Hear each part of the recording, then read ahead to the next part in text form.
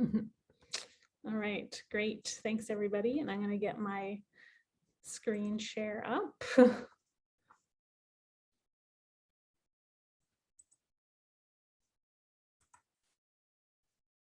First, we'll go back to the first slide.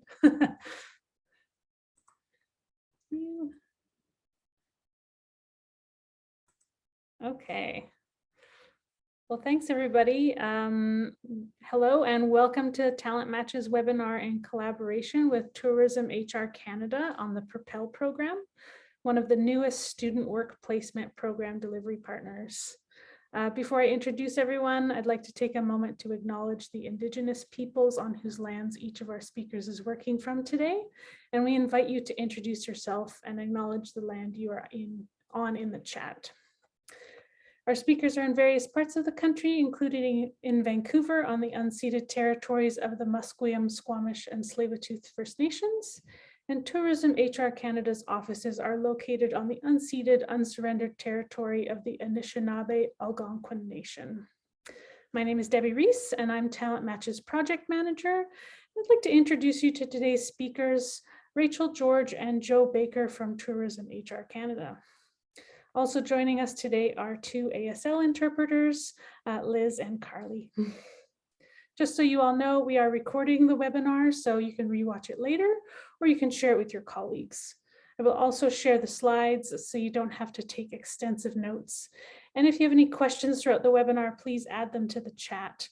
At the end of the presentation, we'll go through as many of them as we can. But before I hand things over to Rachel and Joe, I'd like to take a few minutes to tell you about the TalentMatch program.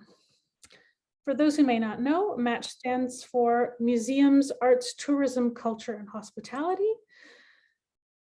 Sorry, and the TalentMatch program is a collaboration between the BC Museums Association, the BC Alliance for Arts and Culture, Go to HR, which I'm sure most of you know is the BC Tourism and Hospitality Industries Human Resources Association, as well as ACE-WIL, the Association for Cooperative Education and Work Integrated Learning BC Yukon. And the program is funded by the Ministry of Advanced Education and Skills Training. TalentMatch's goal is to help museums, arts, tourism, culture, and hospitality organizations access student talent through co-ops and other work-integrated learning placements so that those students can, in turn, help those organizations recover and renew in a post-COVID world. The program provides employers with resources to make hiring a student easier, and this includes information on funding, such as today's info session, help connecting to post-secondary institutions with programs that are relevant to the positions or projects employers want students to help with, and tips on how to recruit and onboard students into your organization. Oops, sorry. So I'd like to draw your attention to one resource in particular that I've created, and that's our Hospitality, Tourism, and Culinary Arts Simplified Recruitment Guide, which you can see in the slide right now, and it is accessible on the TalentMatch webpage. This is a very simplified guide, and it lays out schools with tourism and hospitality management, culinary arts, and other relevant programs, and focuses on when schools require students to complete their work placements. I'd like to give you a brief overview of the hospitality, tourism, and culinary arts programs in BC. These programs require students to fulfill one type of work integrated learning or another. And these could be labeled as co-ops, practicums, or work experience. And students have to work anywhere from 40 to 500 hours to fulfill this requirement. And ideal positions range from entry-level roles in restaurants and food service to sales and marketing positions for destination marketing organizations. Most programs require students to fulfill their work experience on a semester basis, and the next semester is winter, sometimes called spring semester, which runs January through April. Summer semester is May through August, and fall semester is September through December. Many programs allow students to accumulate their work experience hours throughout their studies, with some students choosing to work part-time, while others will take a semester off. For those working part-time, it's worth noting that having students travel to other parts of the province to work can sometimes be a challenge if they are taking classes concurrently, and remote learning is not an option. The vast majority of programs require students to complete their hours through paid positions, and usually unpaid positions are much shorter, such as the College of New Caledonia's Tourism and Hospitality Management program, which requires a 90-hour placement. An easy way for you to recruit from multiple schools at once is to use ACE-WIL's Post and Opportunity Portal. This is not a job board, but once you fill in the form, it sends your postings to the schools you've selected, and then staff at that institution will post your job. The form is pretty self-explanatory, but the most important part is selecting the schools, because the form will only be sent to the schools you choose. You can choose as many as you want, and I suggest you refer to the recruitment guide I shared that lists schools with relevant programs. In addition to resources, TalentMatch provides one-on-one support. So you can email me to arrange a time to talk about your organizational needs. And you can see both my email address and the URL, TalentMatch URL in the slide right now. I can help you brainstorm for the project or position and find the information that's most helpful to you in bringing on a student. So I'll give you a little bit of an overview about the Student Work Placement Program, affectionately known as the SWPP, before I hand it over to Rachel and Joe for more information. The SWPP is funded through Employment and Social Development Canada and is a federal program that gives post-secondary students across Canada paid work experience related to their area of study. There are now 18 delivery partners who are recognized associations and organizations that represent the interests of employers in certain industries. So the 11 original delivery partners are Technation, the Canadian Council for Aerospace and Aviation, Eco Canada, BioTalent Canada, Electricity Human Resources Canada, Mining Industry Human Resources Canada, Venture for Canada, Magnet Student Work Placement Program, Excellence in Manufacturing Consortium, the Information and Communications Technology Council, usually referred to as the ICTC, and the Ontario Chamber of Commerce, which delivers the Talent Opportunities Program. In July, it was announced that 7 additional delivery partners had been added to the SWPP, including Tourism HR Canada, who's here with us today, as well as the Canadian Agricultural Human Resources Council, the Cultural Human Resources Council, which is partnering with TalentMatch on an info session next week, the Fédération des Chambres du Commerce du Québec, which I'm sure I have not pronounced properly, the Food Processing Skills Canada, Trucking Human Resources Canada, and the Canadian Media Producers Association. Each of these 18 delivery partners have slightly different application processes and different eligibility criteria as they serve different industries or position types, but they do share some basic elements. Currently and through till the end of March 2022, which covers the upcoming winter semester, the government has relaxed eligibility criteria and increased the funding available through the SWPP. It is currently funded up to 75% of a student's wage to a maximum of $7,500. The criteria that is being waived is the net new requirement. Net new means that the SWPP only funds student positions that are in addition to the number of student placements an organization hosted the year before. This can be a challenge, but it's currently being waived, so it's nothing to worry about at the moment. As I mentioned, this relaxed criteria is set to expire at the end of the winter semester. Unfortunately, we're not certain if it will be extended further and may depend on the federal government's next budget update. I won't go into detail about the regular criteria, but it's something to be aware of if you're planning on applying for funding to hire in the future. There are other elements of the eligibility criteria as well, but I'll let Rachel and Joe tell you more about that, as well as their program overall, what positions they can fund, how to apply, and generally how your organization can access this subsidy. So without further ado, I'll hand it over to Rachel and Joe. I'll just end my share there, and then Rachel can start hers. Thank you very much, Debbie. I will just quickly share my screen.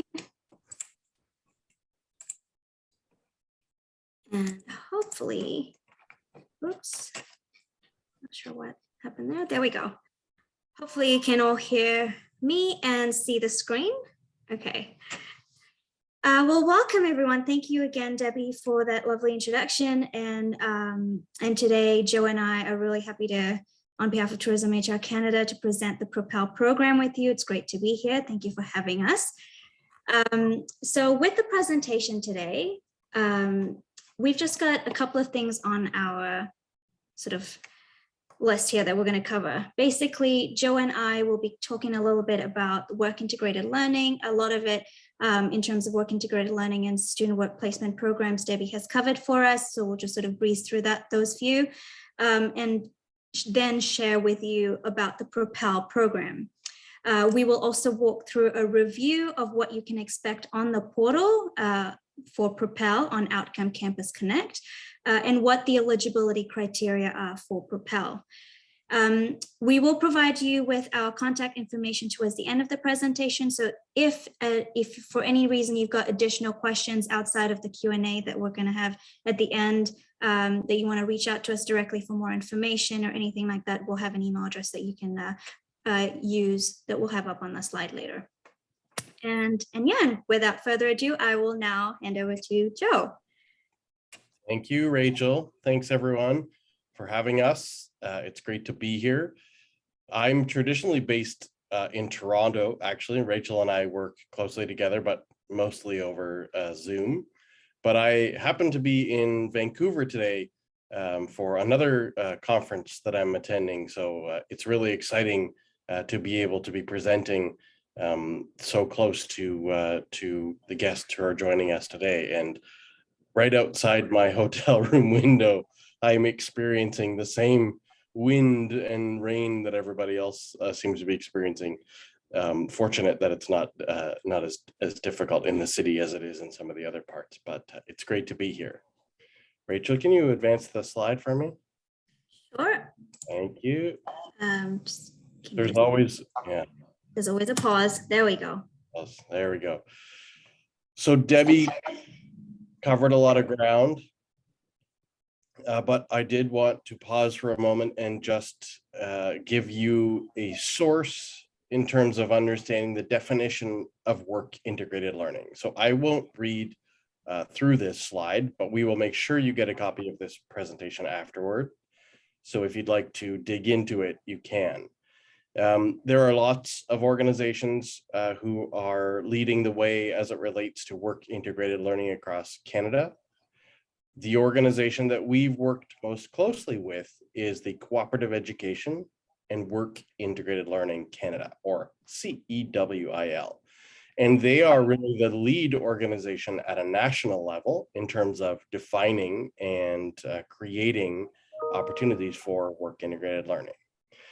And so the essential elements of work integrated learning are the students who are enrolled in a program of study, the academic institution who's guiding that program, and then an employer, which it's great to see in the chat how many employers we have with us today. So work integrated learning ultimately requires those three key stakeholders, and that's how we could put together these really truly career altering learning on the job experiences for students.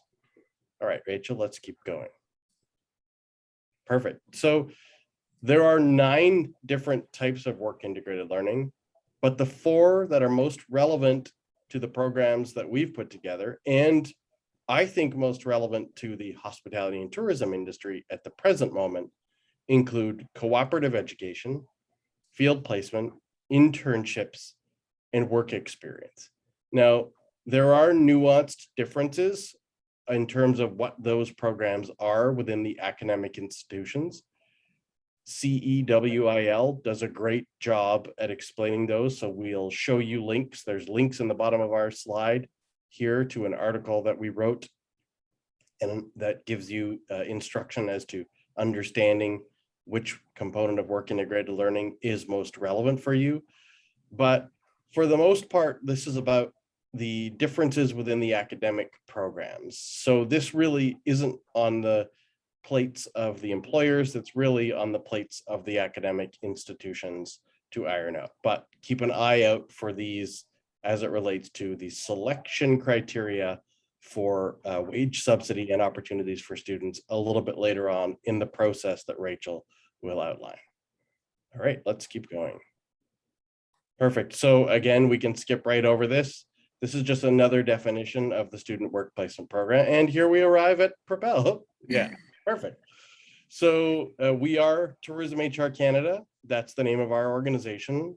And we had the opportunity to brand our student work placement program. And we chose Propel as the name because ultimately we recognize that work integrated learning is a first big step in terms of launching careers for students enrolled in tourism and hospitality related programs. So if you hear us referring to Propel, Propel is Tourism HR Canada's student work placement program.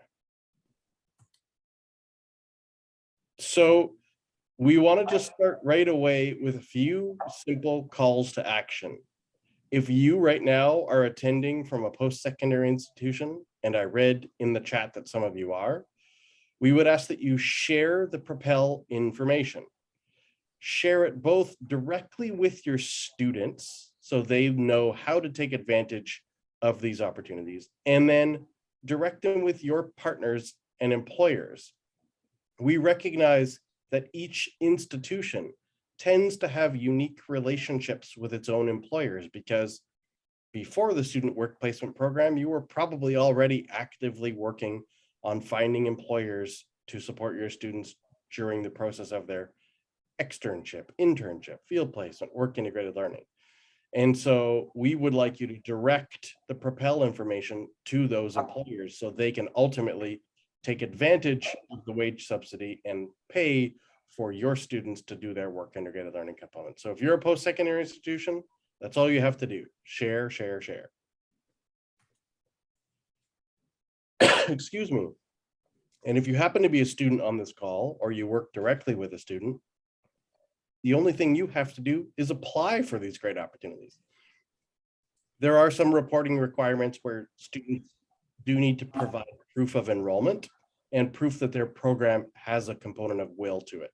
And then ultimately, we encourage people to complete those placements, regardless of the challenges that they may pose.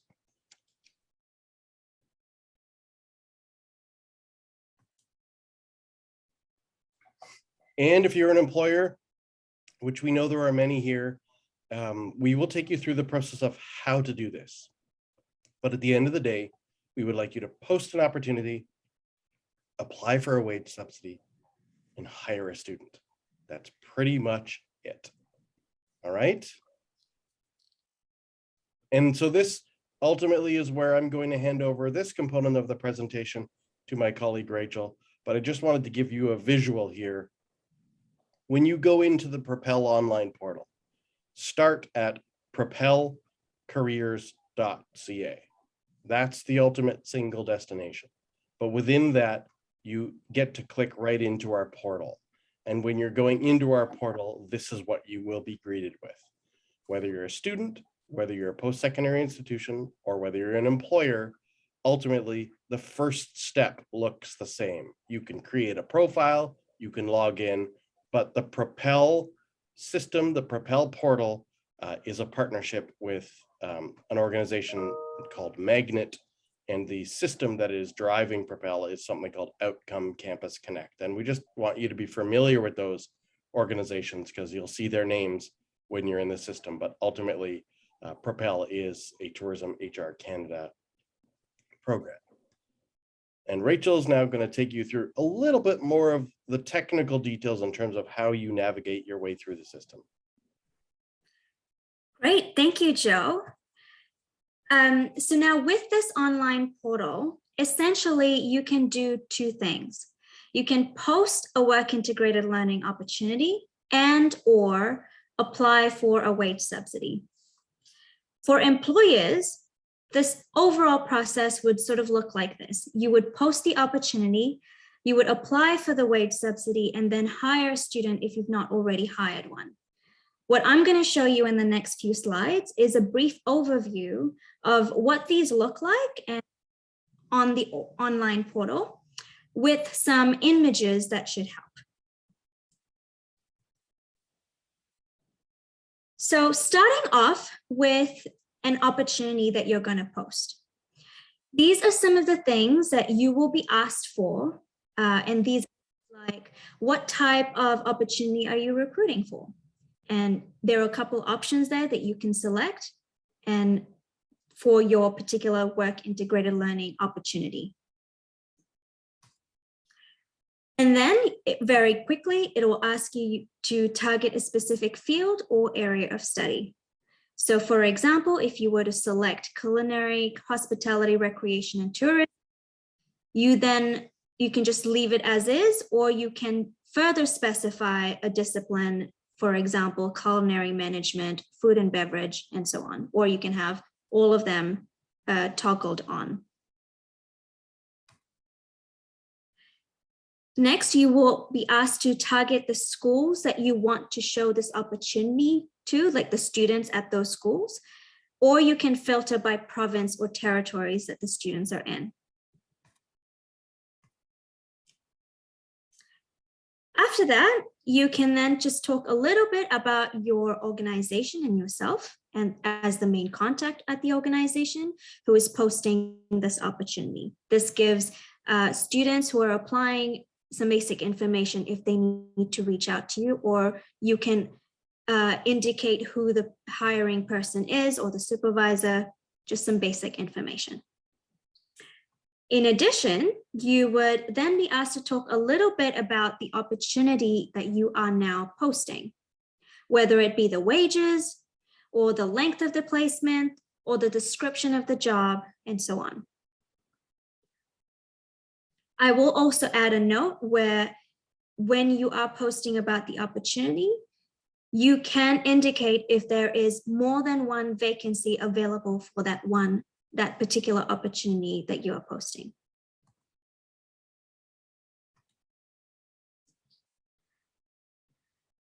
Next, one of the final key steps in the application process is that you select Tourism HR Canada so that you're posting it under Propel Student Work Placement Program.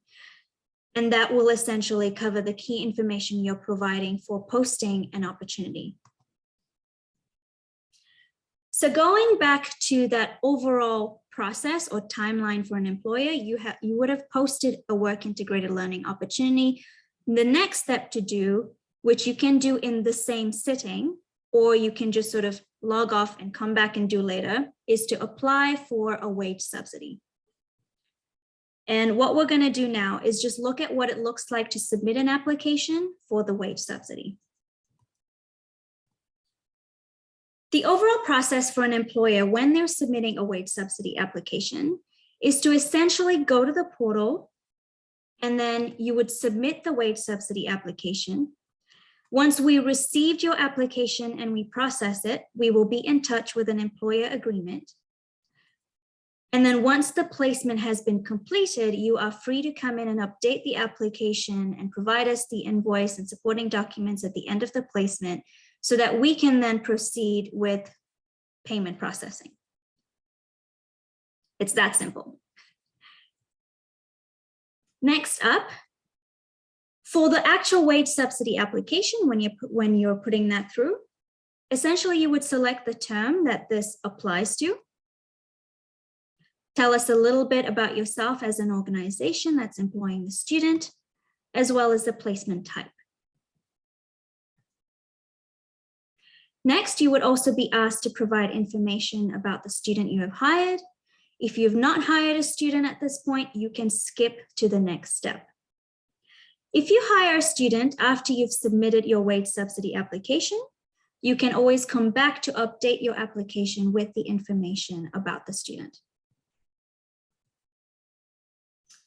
Towards the end of your application, you will be provided an opportunity to upload documents if it's relevant, and if it's something that you have available and ready to upload at this point in time. But it is also a step that you can skip and come back to later to update in your application. The next few screens after this one will allow you to check the information you have entered before submitting your application, and that will be it. Like, it's just a review of your application, and then you submit. It's that simple, that straightforward. And that's pretty much it. A bit of a review of what to expect on the Outcome Campus Connect portal for Propel, what the application process is like. And with that, I will now hand over back to Joe, who will talk a little bit more about the eligibility criteria. Thank you very much.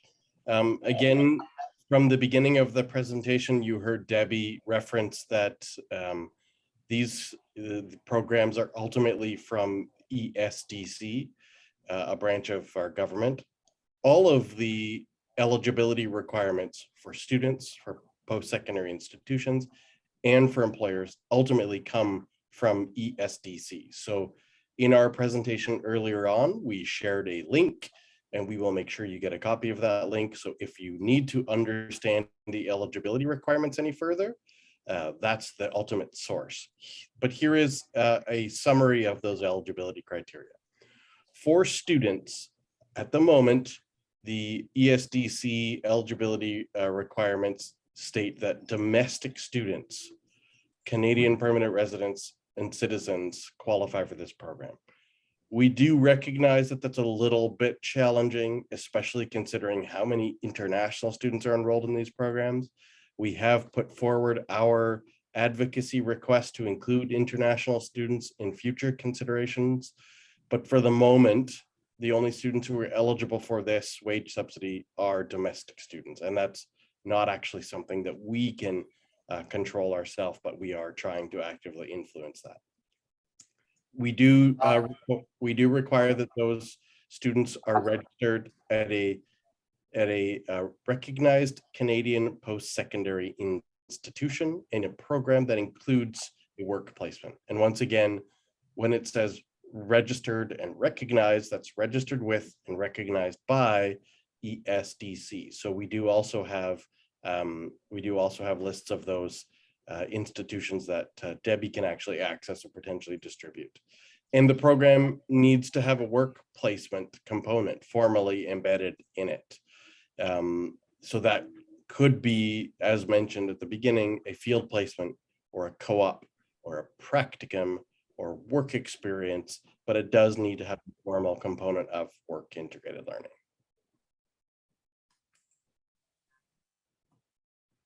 Eligibility for employers. So Tourism HR Canada was approved to deliver this program specifically for the tourism and hospitality industry. That means the only employers who are eligible for this funding through us are tourism and hospitality industry employers. Now, the good thing is we have a pretty diverse and broad industry. So we're hoping that most people who are applying for this wage subsidy are ultimately eligible. Or though, it is worth considering that the organization may not be a tourism and hospitality organization, but the job may be a tourism and hospitality job. And so the one that comes to mind for us is, let's say you are a chef or a sous chef or a cook or in a culinary program, but your work integrated learning experience is potentially with a long-term care home. That still classifies as a hospitality related job because the program of study is ultimately culinary. Work opportunities can be either physically on site or remote if you're in a remote working situation, or if you're still creating hybrid experiences based on the current conditions. So any of those are actually considered. We talk a little bit about, you can't stack federal government grants or programs. So any individual, so if you're applying for the wage subsidy for an individual in your organization and you're accessing the student wage subsidy, you can't then access other wage subsidies for that individual. It doesn't mean you as an organization can't be accessing many different federal grants. You can, but not for one specific individual. Excuse me. And the student must be hired as an employee of the company, not as an independent contractor.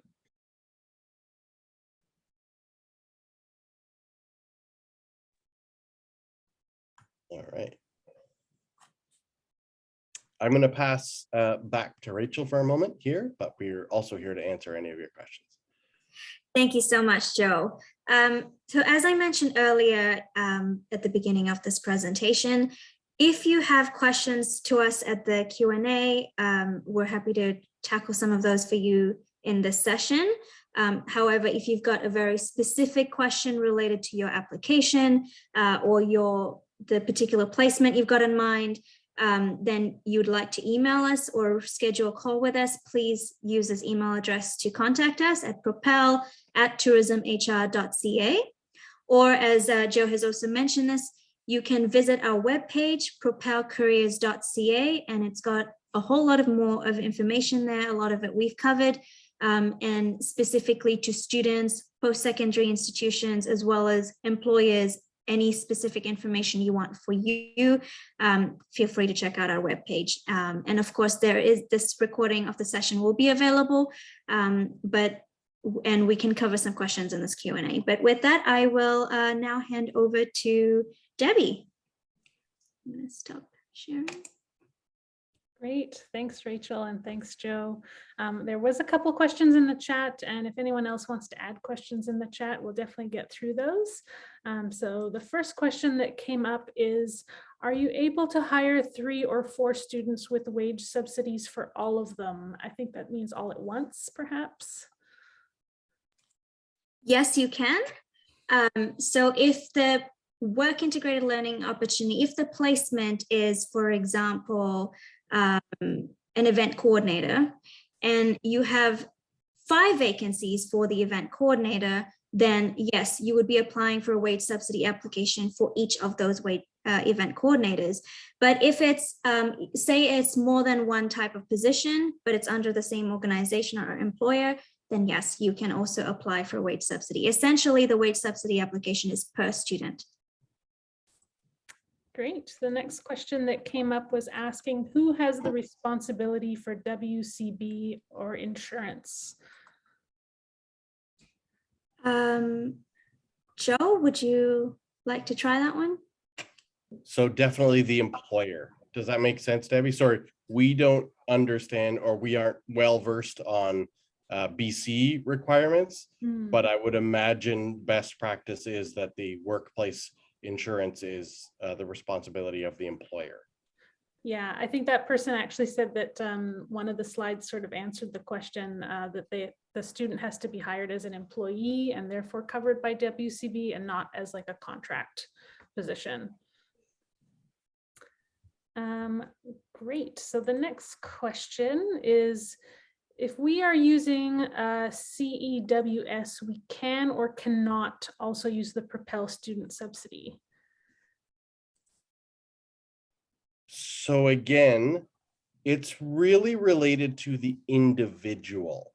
So if you are hiring an individual, let's say you hired Rachel and she was in a post-secondary program and you hired her and you paid her to do her work integrated learning, and you applied to the student work placement program to receive your $7,500 wage subsidy.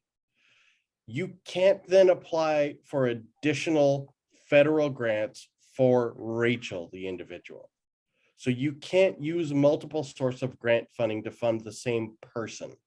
But as a business and as an organization, you can absolutely access multiple federal grants, just as long as you aren't funding the same individual with more than one grant. All right, great. So someone else writes, I've advertised for a student starting January 2nd. When do I learn if I've been given the subsidy? So the wage subsidy applications, you can get them started as soon as you started advertising for the position. You can submit your wage subsidy application, sort of get it underway.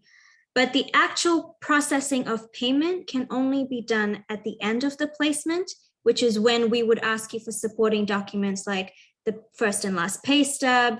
There is a student agreement that would need to be reviewed by the student and signed by the student, which we would need a copy of, as well as an invoice and those couple of supporting documents like that, which you would submit to us after the placement has been completed. And then from the date of having received all of the information and the documents from you. On average, we would try to be processing that payment out to you within 30 business days. So if you have advertised for a position that's starting in January 2nd and you haven't already applied for a wage subsidy application, we will recommend and we welcome you to go onto the Propel portal, create an account, go in there and submit a wage subsidy application. And that way that's already sort of in the works. And then once the placement is ended, you can come back to update your application. I hope that answers your question. Fantastic. So the next question is slightly related. How long does it take from the application to the pre-approval and then to the final approval? The timeline for processing applications is a little tricky because there are times where we've got a lot more applications coming through, and then there are times where we haven't got as many. So it's a matter of us as a small team trying to process and review and process each of these applications that come through.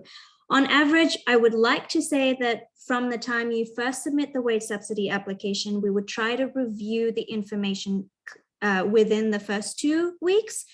And then we would be in touch with you once we've reviewed it. And either we would be in touch to let you know that, it's all looking okay. Here's an employer agreement for you to review and sign, and any other additional information. But if there's something in your application that we would like to clarify further, that's also at that point that we would reach out to you. So I believe at that point, you would sort of know where you stand, where your placements stand, whether it's eligible or not eligible. And then the rest of the timeline will really depend on the length of your placement. So if your placement's already completed at that point, when you submitted to us the application, then we're ready to sort of say, okay, you're eligible. We just need all of this information. Please include the supporting documents, et cetera, et cetera. And now once we've got all of it, we'll process the payment. But if at this point, you have not yet filled a placement or the placement is in progress, then it will really depend on when that placement ends, because then that's when you would get in touch with us to update your application, and then we can process the payment. Okay, great. And we had another question, and it's funny that you were talking about this before everyone else logged in. Do we know what the net new requirement looks like after March 2022 under the Propel program? Only if somebody has a crystal ball. Yes, I think we're all waiting to see for the next federal budget how it'll affect all the SWPP programs. Currently, it is set to go back to regular eligibility criteria and funding levels, but you never know, it might get extended again. So we're keeping our fingers crossed, and we'll probably find out in the coming months. So I don't see any other questions in the chat, but I did have a bunch of questions from our registration. So I'll go through some of those since we have time. So someone asked if accommodations for students would be a requirement, and I can let you know, I think that's referring to if you are like a resort somewhere, and you're recruiting students from like a Vancouver school, for example. Accommodations are not required either for through the school programs or through the funding. It is a nice bonus though. It does sort of help if you're trying to recruit students, if you're able to offer any accommodation to them, then it just makes it easier for that student to be able to accept that position. Is the funding available to community destination marketing organizations? So under the current eligibility criteria, if you're a registered Canadian business or a nonprofit organization, then yes, you are eligible. So depending on the structure of your business, those eligibility criteria are open both to registered businesses, but also to nonprofit organizations.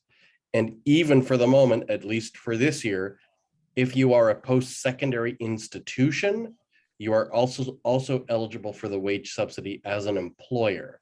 Many post-secondary institutions have taken it upon themselves to hire their own students, especially during the challenging times of finding work integrated learning placements during the pandemic. So if you are a post-secondary institution, you are also for this year's funding eligible as an employer. Great. Another question from the chat. Is the funding open to festivals and event positions? Yes, again, assuming that festival or event is ultimately run by a registered Canadian business or a nonprofit organization, then yes, festivals and events are a part of the hospitality and tourism industry. Excellent. So someone in the registration form asked about retroactivity. Do you guys want to address that? If someone's already hired a student in a previous semester, would they still be able to get that wage subsidized now? Yeah, I'll let Rachel answer that one. Sure. So our funding right now is for placements that take place from June 1st of 2021 to March 31st, 2022. So if you, in the summer period, you had a placement, the placement was completed, you would like to apply for wage subsidy, go ahead, go onto the portal, apply for a wage subsidy application. If it's at the fall season right now, you've just filled a placement and a student and you'd like to apply for the wage subsidy, again, you can go ahead, apply for a wage subsidy, let us know the details of the student. As I mentioned before, once the placement has been completed, you can then come back and update your application with the supporting documents, et cetera. And that's when we would process the payment. So essentially, you don't have to feel limited to apply for the wage subsidy from between now and like the months ahead. You can retroactively apply for placements that have been in the past up until or prior from June 1st, sorry to clarify. So from June 1st onwards, if there is a placement, you can apply for a wage subsidy. Okay, fantastic. Again, another question that was from the registration form about how to recruit students. So again, I'll just briefly reiterate that ACE-WIL, I can put the link in the chat, has a post and opportunity portal, and this is a great way to connect with many schools across the province. You can recruit from many schools at once. And again, the recruitment guide that I've put together, which again, I'll find the link and throw in the chat as well, is a great way to narrow down which schools have programs that have work integrated learning components. So theoretically, they would be eligible for the funding under this program. So I'll find those links there, and maybe while I'm doing that, if you guys could talk about apprenticeships and if apprenticeships are eligible for the funding. Sure, so I'll answer that. So the apprenticeship question, ultimately, the answer is that it depends. So if an apprentice is enrolled in a post-secondary program at the present moment, or they're enrolled in an apprenticeship program at a post-secondary institution, and that program that they're enrolled in has a formal component of work integrated learning, then yes, that apprenticeship student is eligible, or the apprenticeship employer is eligible for the wage subsidy. But apprentices often spend some time in school, and then they have to achieve a certain number of hours or learning outcomes on the job.